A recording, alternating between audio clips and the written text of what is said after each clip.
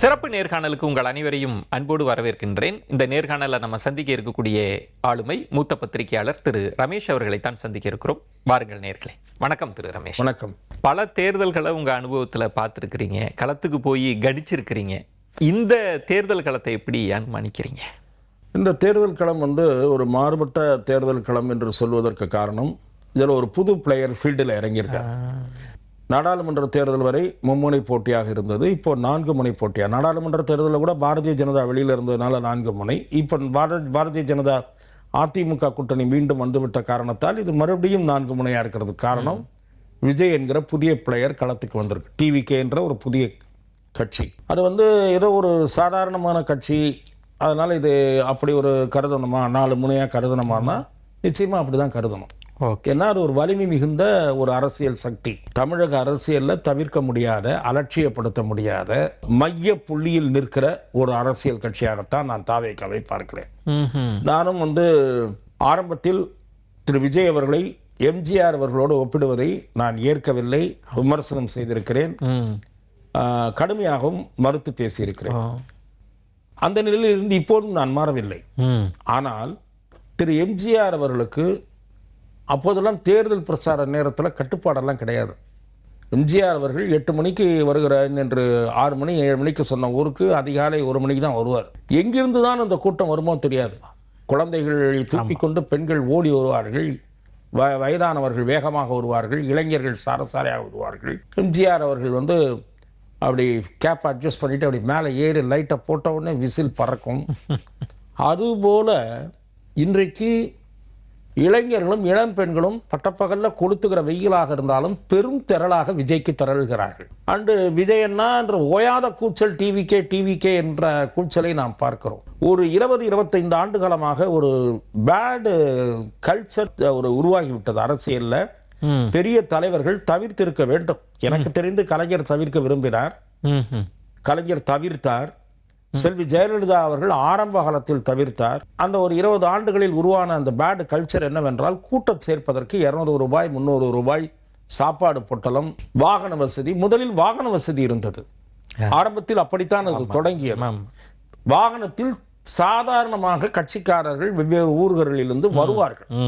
அவர்கள் அப்படி சொந்த காசை போட்டு அந்த கூட்டம் நடக்கிற இன்னொரு ஊருக்கு வர முடியாது என்பதற்காக வாகனங்களை ஏற்பாடு செய்து கொடுக்கிற வழக்கம் இருந்தது. இப்போது வாகனங்களில் கட்சியல்லாத 2 கூட்டங்களுக்கும் போகிறவர்கள், திமுக கூட்டங்களுக்கும் வருகிறார்கள், அதிமுக கூட்டங்களுக்கும் அதே ஆட்கள் வருகிறார்கள். போட்டோ எடுத்து அது வருகிறது தகவல். பார்த்தீர்களா, இவர் நேற்றைய கூட்டத்தில் இருந்தார் என்று. அந்த அளவுக்கு மக்களை வாடகைக்கு பணம் கொடுத்து அழைத்து வருகிற கல்ச்சர் என்பது இப்போது உருவாகி இருக்கிறது. எதற்காக இப்போது அதை சொல்லுகிறேன் என்றால், அந்த சூழலில் கூட்டம் நடத்துகிற திமுகவும் அதிமுகவும் ஒருபுறம், இப்படி எதுவுமே செய்யாமல் பெருங்கூட்டம் திரளுகிற இளைஞர்கள் திரளுகிற விஜய் இன்னொரு புறம். ஆகவேதான் அவர் அலட்சியப்படுத்த முடியாத சக்தி என்று நான் சொல்லுகிறேன். இது அப்படியே இருக்கட்டும். இன்றைக்கு கூட்டணி கணக்குகள் என்று பார்த்தால், இந்த தேர்தலில் என்னை பொறுத்தவரை கலைஞருக்கு நிகராக அல்லது கலைஞரை விட மிக சாமர்த்தியமாக தன்னுடைய அணுகுமுறையை அமைத்து கொண்டு மிக வலிமையான கூட்டணியை திரு மு.க. ஸ்டாலின் அவர்கள் கட்டமைத்திருக்கிறார். நீங்கள் தேமுதிக என்பதற்கு அதனுடைய வலிமைக்கு ஏற்ப அல்லாமல் கூடுதலாகவே இடங்கள் கொடுக்கப்பட்டிருப்பதாக நான் அறிகிறேன். அதிகாரபூர்வமாக தகவல் வராவிட்டாலும் திராவிட முன்னேற்ற கழகத்தில் இருக்கக்கூடிய சில நண்பர்கள், எனக்கு வேண்டியவர்கள், நான் கேள்விப்படுகிறேன், அவர்களுடைய வலிமையை விட கூடுதலான தொகுதி அவர்களுக்கு ஒதுக்கப்படுகிறது. அதிகமாக கொடுத்து கொண்டு வந்துட்டார்கள். இது தவிர இஸ்லாமிய அமைப்புகளில் 1-2 இல்லாத அமைப்புகளை கொண்டு வருகிறார்கள். புதிதாக 1-2 கட்சிகளை கொண்டு வருகிறார்கள். சிறிய ஜாதி அமைப்புகளையும் உள்ளே கொண்டு வருகிறார்கள். அவர் என்ன கணக்கு போட்டார் என்று நான் பார்க்கிறேன் என்றால், இங்கே இல்லாவிட்டால் அதிமுக என்பதை தாண்டி தாவேகா என்கிற சக்தியும் இருக்கிறது. அந்த கட்சிக்கு கூட 1-2 கட்சி கூட போகக்கூடாது. ஆக எல்லாரையும் பிடிச்சி இழுத்தரணும். விஜய் ஃபேக்டர் தான் அதுக்கு காரணம், முக்கியமான காரணம். இரண்டாவது, மெகா கூட்டணியை அமைப்பேன் என்று சொன்னவர் கோட்டை விட்டு விட்டார். சொல்லாமல் ஒருவர் சாதித்து காட்டிவிட்டார்.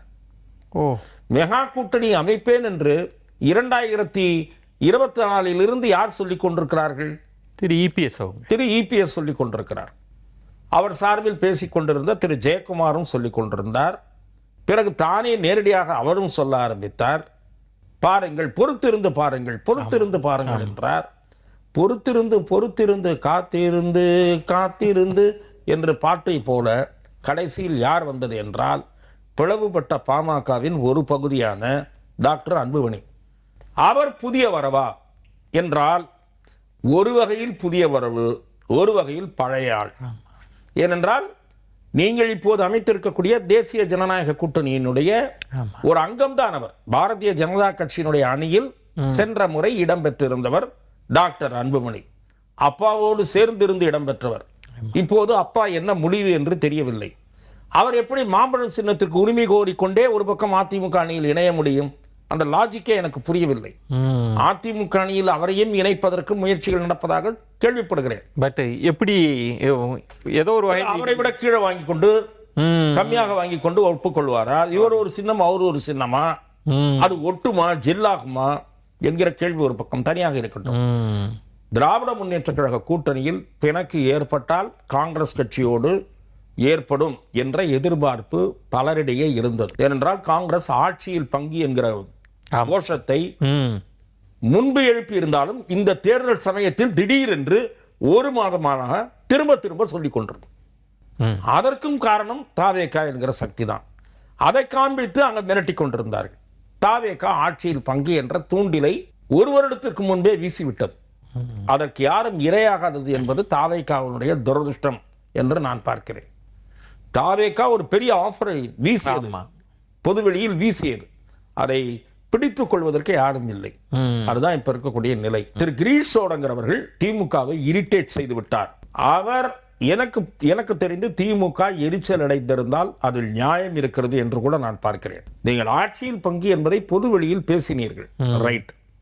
பேச்சுவார்த்தை குழுவின் தலைவர் என்ற முறையில் திமுகவுடன் பேசிவிட்டு வந்த பிறகு பொதுவாகவே எல்லோரும் என்ன சொல்லுவார்கள் அல்லது என்ன சொல்ல வேண்டும், அதுதான் மரபு. எங்களுடைய கருத்துக்களை எல்லாம் அவர்களிடம் தெரிவித்திருக்கிறோம். எங்களுடைய உணர்வுகளை புரிந்து கொண்டு எங்களுடைய வலிமைக்கேற்ப எங்களை உரிய முறையில் நடத்துவார்கள் என்று எதிர்பார்க்கிறோம். எங்கள் கோரிக்கைகளை அழுத்தமாக தெரிவித்திருக்கிறோம் என்று சொன்னால் அது வழக்கமான கூற்று, கௌரவமான வார்த்தைகளாக இருக்கும். திரு கிரீஷ் சோடங்கர் அப்படி செய்யவில்லை. அவர் என்ன செய்தார்? ஆட்சியில் பங்கு என்பதை வலியுறுத்தி இருக்கிறோம், அதிக இடங்கள் வேண்டும் என்பதை கேட்டிருக்கிறோம், எல்லாம் சொல்லிவிட்டு இது அறிவாலயத்தின் வழியே சொல்லிவிட்டு அதன் பிறகு ஒரு பேட்டி அளிக்கிறார். விஜய் என்பவருக்கு பின்னால் இளைஞர்கள் ஆதரவு இருக்கிறது. இது நிச்சயமாக எரிச்சல் ஊட்டுகிற கருத்தா அல்லவா? அது ஒரு கூட்டணியின் அறத்தோடு செயல்படுகிற முறையா? அப்படி அறத்தோடு செயல்படவில்லை என்று திமுக கருதிய காரணத்தால் ஊடக வழியில் பொதுவெளியில் பரவவில்லை. இருந்தாலும் எனக்கு தெரிந்த ஒரு தகவலை சொல்லுகிறேன். திரு கிரீஷ் சோடங்கரோடு பேசுவதற்கு திமுக தயாராக இல்லை. அதன் பிறகுதான் திரு ப. சிதம்பரம் அனுப்பப்பட்டார் என்று நான் அறிகிறேன். கிரீஷ் சோடங்கர் நீங்கள் தயவு செய்து அனுப்பாதீர்கள் என்று திமுக சார்பில் அதிருப்தி வெளிப்படுத்தப்பட்டது. அதன் பிறகு திரு ப. சிதம்பரம் இறங்கினார். அவரும் காங்கிரஸ் ஹைகமாண்டினுடைய கருத்தை தான் கன்வே செய்தார்.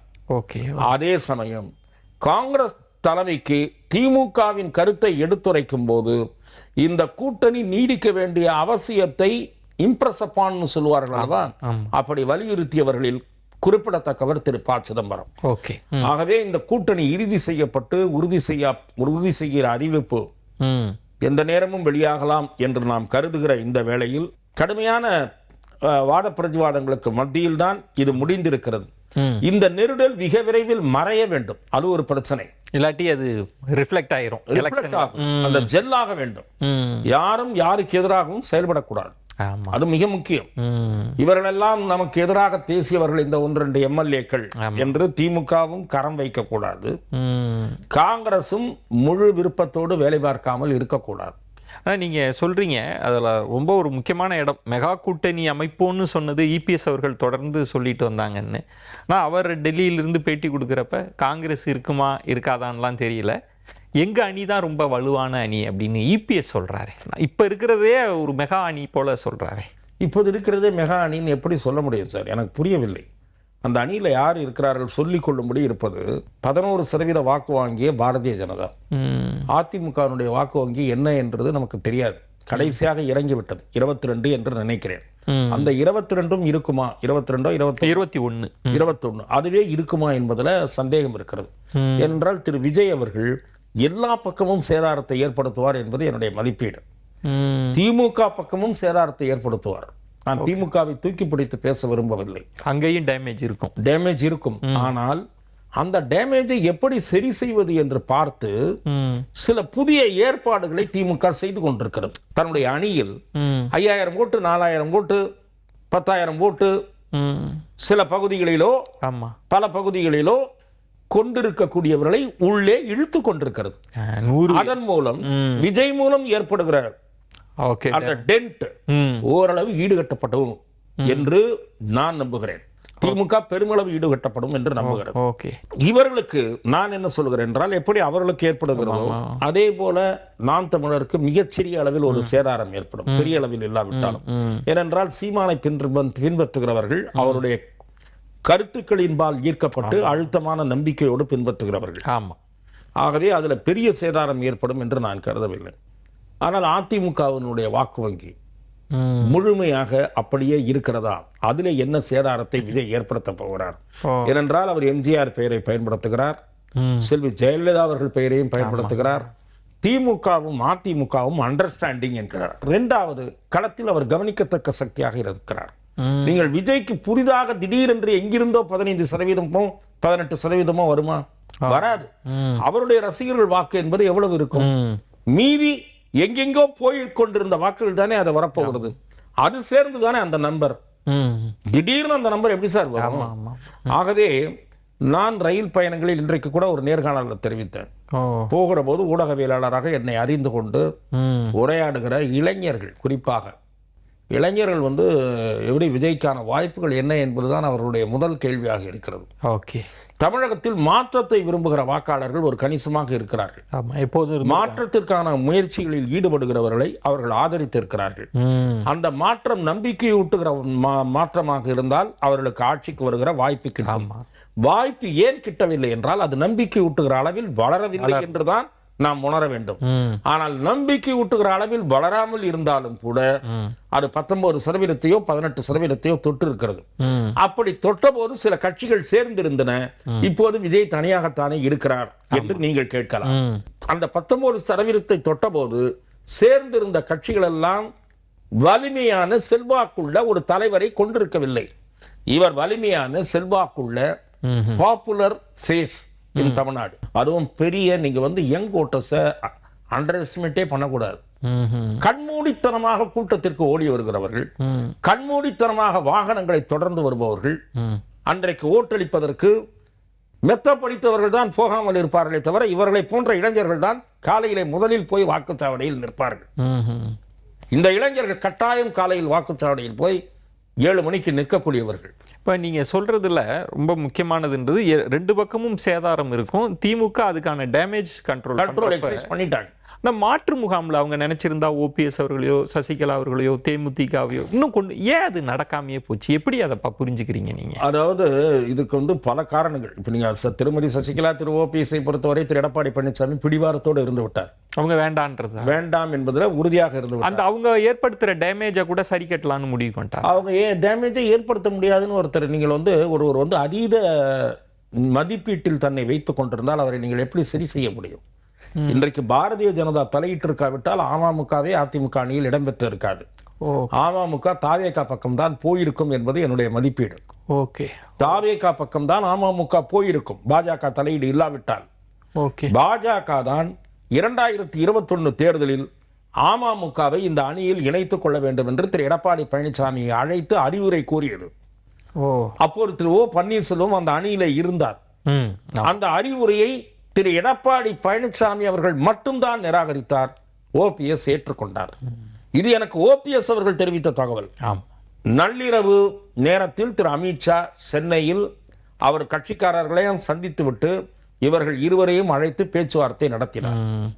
அமமுகவை அணைத்துக் கொள்ளுங்கள் என்று சொன்னபோது திரு எடப்பாடி பழனிசாமி அதிமுக மட்டுமே ஜெயிக்கிற தொகுதிகள் என்னிடம் இருக்கின்றன, கிட்டத்தட்ட 160 தொகுதிங்களா அப்படி என்று ஒரு பட்டியலை எடுத்து அமித்ஷா அவர்களிடம் காட்டினார்.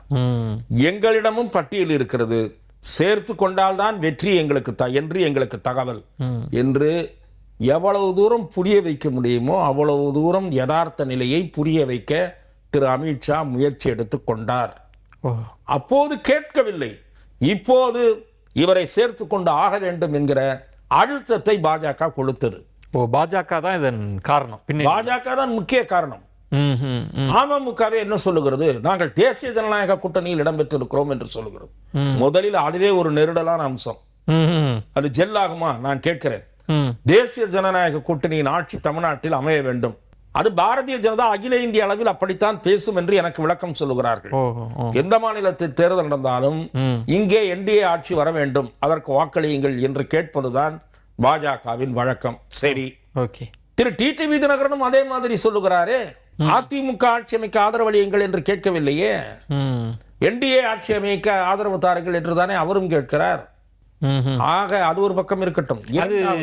அது ஒரு நெருடலா தான், அது நிச்சயமாக நெருடலான அம்சம் தான். ஏன் வெளிப்படையா இபிஎஸ் அவர்கள் தான் முதல்வர் வேட்பாளர், அதிமுக தான் ஆட்சி அமைக்க போகுது, நாங்கெல்லாம் கூட்டணி கட்சின்னு ஏன் அதுல மோடி அவர்கள்ட்டயே கூட ஒரு ஹெசிடேஷன் அதுல இருக்கிற மாதிரி? இல்ல சார், அவர்கள் கூட்டணி ஆட்சியை விரும்புகிறார்கள். பாரதிய ஜனதா கூட்டணி ஆட்சியை விரும்புகிறது. அதில் ஒன்றும் ரகசியம் இல்லை. நயினார் நாகேந்திரன் அதை நாங்க கைவிட்டோம், அதெல்லாம் கேட்க மாட்டோம்னு சொல்றாரு. தெரியல, திரு நயினார் நாகேந்திரன் அவர்கள் அப்படி கூறுவதற்குரிய அதிகாரத்தோடு இருக்கிறாரா என்பது எனக்கு தெரியல. ஏனென்றால் பாரதிய ஜனதா கட்சியில் கோர் கமிட்டி என்ற ஒரு அமைப்பு இருக்கிறது. அந்த கோர் கமிட்டி தான் டிசிஷன் மேக்கிங் பாடி. அந்த கோர் கமிட்டி தனது கருத்துக்களை மேலிடத்தில் தெரிவிக்கும். மேலிடம் தான் இறுதி முடிவெடுக்கும்.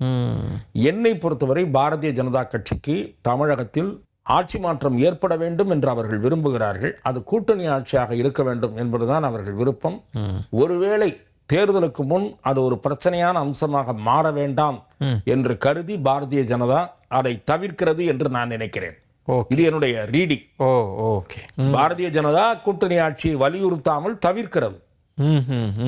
ஆனால் மிக நிச்சயமாக இந்த முறை பாரதிய ஜனதா கடந்த முறையை போல 2021 போல அதிமுக கொடுக்கிற இடங்களை வாங்கிக் கொள்ளுகிற நிலையில் இல்லை. குறிப்பிட்ட தொகுதிகளை பெற வேண்டும் என்பதில் பாரதிய ஜனதா உறுதியாக இருக்கும் என்று எனக்கு தகவல். ஆனால் இபிஎஸ் இந்த நெகோசியேஷன்ல ரொம்ப கராரான தன்மை கொண்டவர் தான் அவர் அறியப்படுறாங்க. தன்மை கொண்டுதான் அவர் தான் என்று அறியப்படுகிறார். ஆனால் நேற்றைய தினம் திராவிட முன்னேற்ற கழகம் வைத்திருக்கிற விமர்சனத்தில் பொருள் இருக்கிறது என்று நான் பார்க்கிறேன். எடப்பாடி பழனிசாமி என்ன சொல்லிக் கொண்டிருக்கிறார்? நான் தான் முடிவு செய்வேன், நான் தான் தலைவர், இங்க இருக்கிற கட்சியெல்லாம் நான் தான் முடிவு செய்வேன், பிறகு ஏன் டெல்லி பயணம் மேற்கொண்டார் என்று திமுக கேட்கிறது. அதற்கு பதில் சொல்ல வேண்டும் அல்லவா? நீங்கள் தான் முடிவு செய்யக்கூடிய இடத்தில் இருக்கிறீர்கள். இங்கேயே பேசி முடிக்கலாமே, நயினார் நாகேந்திரனிடமே பேசி முடிக்கலாமே. அல்லது பியூஷ் கோயல் தலைமையிலே ஒரு குழு அமைக்கப்பட்டிருந்தால் அந்த குழுவிடமே பேசலாமே. எதற்காக முதல் நாள் பிரதமருடைய கூட்டம் முடிந்தவுடன் அடுத்த நாள் இவர் ஏன் டெல்லி போனார்? அந்த புள்ளியிலேயே ஒரு சந்தேகம் நமக்கு வர வேண்டாம். அவர் டெல்லியில சும்மா அரசியல் நிமித்தமா அரசியல் நிலவரங்கள் குறித்து பேசுறாரு. அவ்வப்போது அரசியல் நிலவரங்கள் குறித்து பேச வேண்டிய கட்டாயம் அவருக்கு ஏற்படுகிறது என்பதே நாம் புரிந்து கொள்ள வேண்டிய ஒரு செய்தி இருக்கிறது என்பது. கிட்டத்தட்ட உள்ளுக்குள்ள ஷீட் ஷேரிங் தான், அதை பத்தி தான் இருக்க வாய்ப்பு இருக்கு. அதாவது நீங்கள் சில விஷயங்கள் அதிகாரபூர்வமற்ற முறையில் மதுரை கூட்டத்தின் போதே, அந்த கூட்டம் சமயத்திலேயே, கூட்டம் முன்பாகவோ பின்பாகவோ பேசப்பட்டதாக நாம் செய்திகளை பார்க்கிறோம். நானும் கேள்விப்பட்டேன். அதிகாரபூர்வமற்ற பேச்சுக்கள் அவையெல்லாம். திரு பியூஷ் கோயல் தெரிவித்த சில விருப்பங்கள் பாரதிய ஜனதாவுடைய விருப்பம். ஆக அது அவருக்கு ஏதாவது என்னடா இது இப்படி அப்படின்ற மாதிரி ஒரு சர்ப்ரைசிங் எலிமெண்ட் அதில் இருந்திருக்கலாம். ஆகவே அதை தீர்த்து கொள்ளலாம் என்று அவர் போயிருக்கலாம். அதே மாதிரி நிருபர்களும் கேட்டிருக்கிறார்கள், ஏன் எந்த நிர்வாகியும் வரவில்லை என்று. திடீரென்று எனக்கு கிளம்ப வேண்டியிருந்தது. அவங்க எல்லாம் வீட்டுக்கு போயாச்சு, வீட்டுக்கு போயிட்டாங்க. ஏன்னா அவங்களுக்கு ஃப்ளைட் டிக்கெட் கிடைக்கல, அதனால எனக்கு மட்டும்தான் டிக்கெட் கிடைச்சிது. அவங்கெல்லாம் எங்கெங்கேயோ இருக்காங்க, ஆக்சஸே இல்லை. கோயம்புத்தூர்லேருந்து டெல்லிக்கு ஆக்சஸ் இல்லை திரு வேலுமணி வருவதற்கு. சென்னையில் இருந்து அல்லது டெல்லியில் இருக்கக்கூடிய திரு சிவி சண்முகத்துக்கு ஆக்சஸ் இல்லை. இதெல்லாம் நம்பணும். அதனால் யாருக்கும் ஆக்சஸ் இல்லாதனால நான் மட்டும் போனேன் அப்படின்ற ஒரு நிறுவனம் முற்பட்டு அதை ஏற்றுக்கொள்பவர்கள் ஏற்றுக்கொள்ளலாம். நான் எதற்காக அதை சொல்லுகிறேன் என்றால், அந்த கூட்டணியிலும் சிக்கல் இருக்கிறது, இந்த கூட்டணியிலும் சிக்கல் இருக்கிறது. இந்த கூட்டணியில் உருவான தொகுதி பங்கீடு சிக்கல் ஒரு வழியாக ஓய்ந்து முடிந்து விட்டது. ஐடென்டிஃபிகேஷன் ஆஃப் கான்ஸ்டிட்யூன்சிஸில் தான் இனிமே இங்கே ஓகே. அதை கூட எப்படியாவது செட்டில் செய்து கிட்டத்தட்ட நம்பர்ஸ் வந்து ஓரளவுக்கு கொண்டு வந்துட்டாங்கன்றீங்க. நம்பர் வந்து எனக்கு தெரிந்து முடிந்த மாதிரி தான். அதில் எந்த நெருடலும் இருப்பதாக நான் தெரியவில்லை. இங்கே நம்பரை இனிமேல் தான் ஆரம்பிக்கணும்.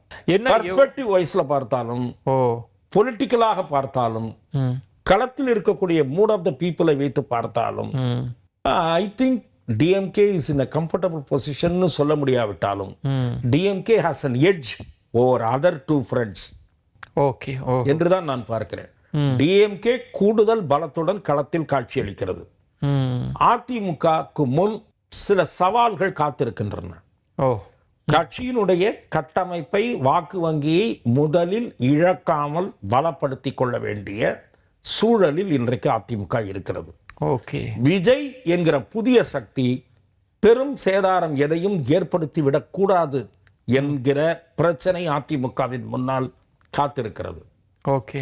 இதுதான் இந்த தேர்தலில் வந்து ஒரு இன்ட்ரெஸ்டிங் பாயிண்ட் என்று நீங்கள் கேட்ட அந்த முதல் அதில் நீங்கள் சொல்கிறீங்க விஜய்ன்ற ஃபேக்டர் வெளியில் சொல்லாட்டியும் கூட திமுக அந்த டேமேஜ் கண்ட்ரோல் மாதிரி செஞ்சுட்டே இருக்கிறாங்கன்னு. ஆனால் அதிமுகவின் மூத்த தலைவர்கள்லாம் பேட்டி கொடுக்குறத பார்த்தா விஜய் ஒரு பொருட்டாவே மதிக்க மாட்டுறாங்க. இதெல்லாம் திருவிழாவுக்கு கூடின கூட்டம், ரசிகர் கூட்டம், இதெல்லாம் எங்களுக்கு முன்னாடி நிற்கவே நிற்காதுன்னு அந்த ஒரு கான்ஃபிடென்ட்டோட தான் விஜய் அணுகிறாங்க. அது கான்ஃபிடென்ட்டோடையா இல்லை இருட்டில் தனியாக போகிறவன் பாட்டு பாடிக்கிட்டே போகிறானே அந்த மாதிரியான்றதை நம்ம பிரித்து தான் பார்க்கணும். அவன் என்ன பண்ணுவான், அப்படியே ஒரு நம்ம தைரியமாக இருக்கிறத காமிச்சிக்கிறதுக்காக பாட்டு பாடிட்டு போவான். அந்த மாதிரி அவனுக்கு சுற்றிற பயம்தான் இருக்கும்.